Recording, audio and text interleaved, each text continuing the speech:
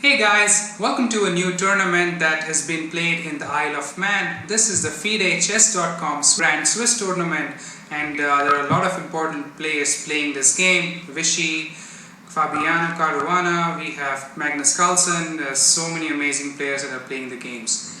Two of the rounds have been completed as of yesterday night or yesterday midnight or this morning if you want to call it. And I'm sorry I couldn't review a few of the games from game 1 because I was pretty busy. Since it's a Sunday today, I have some time, so I thought let's review some games. This game is played between Vishwanath and Anand and Baron Tal in round 2.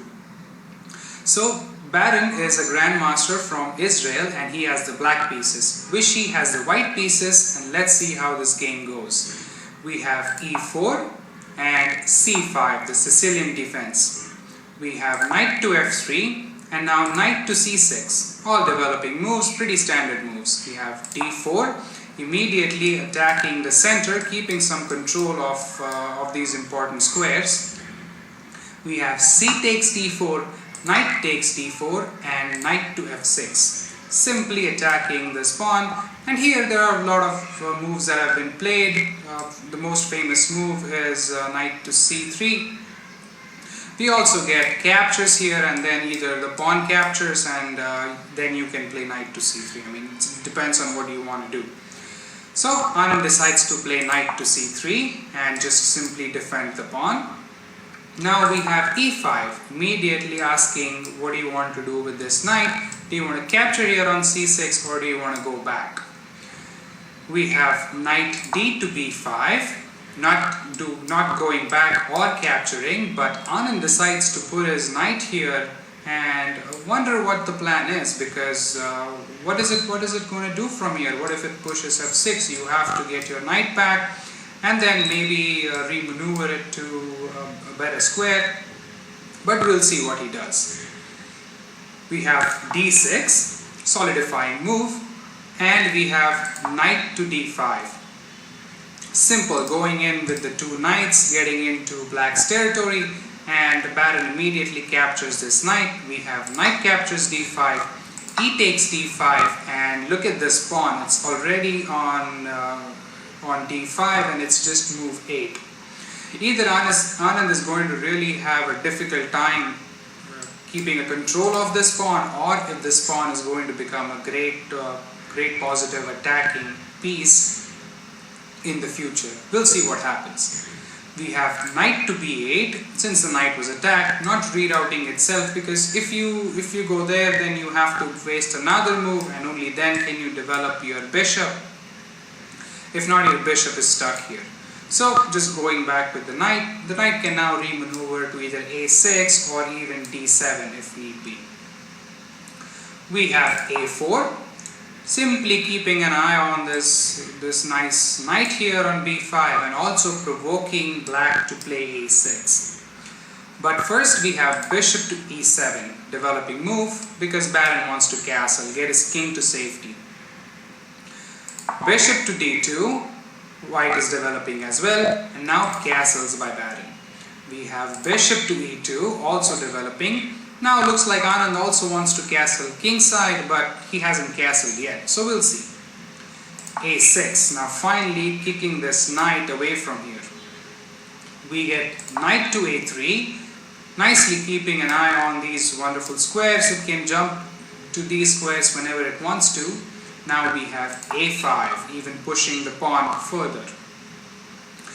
Bishop to b5, amazingly keeping a control of this nice diagonal. And now if you want to attack this bishop, you have to attack it with your light square bishop.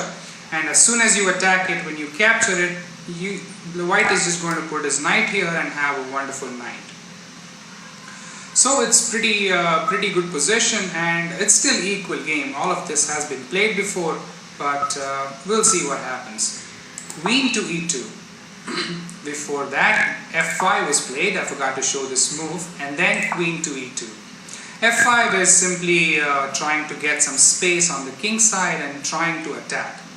Now, because there is black trying to gain some space on the king side, Anand now wants to castle queen side because it's much safer on the queen side. All of his pieces are on the queen side, so it's probably best to castle queen side, which is why it was good that he did not castle, because if he would have gone here with the king, then I mean it's not good, it's not a mistake or anything, but it's better to castle queen side.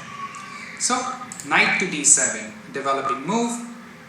And finally castles by Anand, the queen side castle. We have knight to c5 and now f4. Immediately trying to open up this file, trying to keep control of it and attacking this pretty weird structure that black has. We get bishop to f6, simply defending, and f takes e5. D takes e5 and now bishop to e3. Now look at this pawn. It could have either been a weakness or a strength. Now exactly it is becoming a strength because this bishop is nicely controlling this nice diagonal, and this pawn is ready to be pushed. And how are you going to attack this pawn? Your bishop cannot attack, right now at least. This bishop cannot attack because the pawn is on the light square. The only option you have is attack by a knight, but your knight is attacked first. So you have to either solidify the knight or just run away with the knight. But where are you going to go? So b6, just defending the knight. Now we have knight to c4, just piling up on these pieces, asking what do you want to do.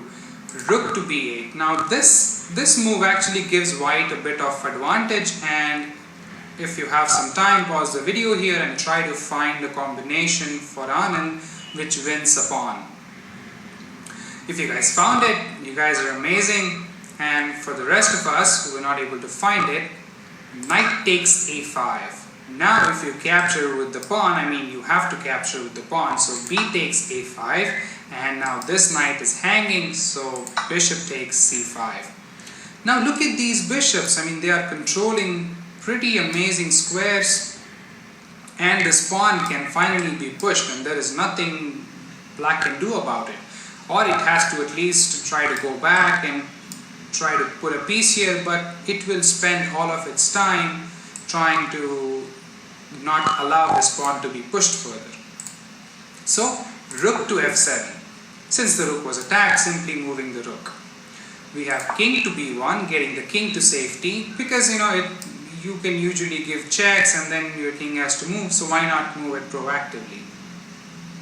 And we have f4, trying to gain more space in the center or on the king side. And d6, now pushing the pawn even further. Bishop to f5. Even though these bishops are trying to control some of these key squares, but these bishops are definitely more important, and look at this rook trying to control the entire d file. You can even bring the second rook into the game and also control this complete d file, and soon you will get a queen into the game. So we have rook to d5. Now we get bishop to g6, putting the bishop back and just keeping the control on this nice diagonal, this c2 pawn, and now d7, pushing it even further, asking it, what do you want to capture, or do you want to keep your queen here stuck on d8 for the rest of the game? Because you don't have other options. I mean, right now you cannot move your queen anywhere because you have to keep an eye on this square. So we have e4, trying to, since you have a passed pawn of your own, you have to keep pushing. But now rook to f1, simply attacking this pawn, and bishop to g5, defending. Now what can black do here? He has to keep defending his pawns, also defend the square and try to push. It's really difficult to do everything. So after queen to g4, this was the final position on the board as Baron resigned the game, because Vishy is definitely going to push the pawn forward and there is nothing you could have done about it. If you want, we could show you a few moves.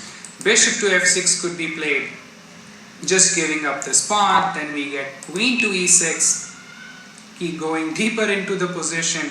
And what are you going to do from here? I mean, e3, you can push e3.